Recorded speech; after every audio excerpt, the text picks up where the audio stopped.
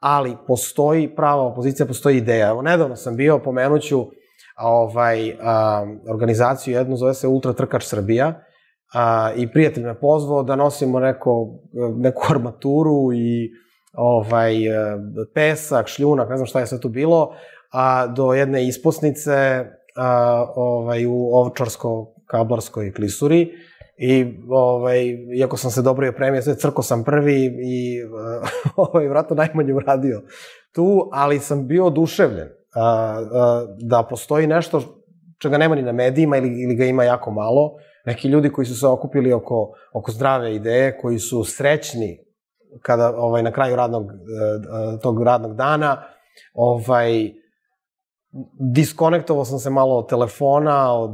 od interneta, od svog zagađenja koje imamo političkog, od svega ovoga što je pomenuto večeras,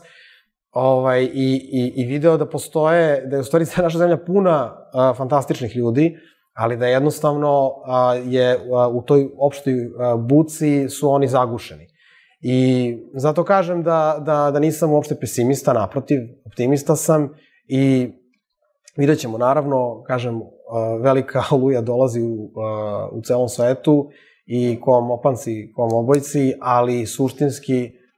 mislim da alternativa i tekako postoji.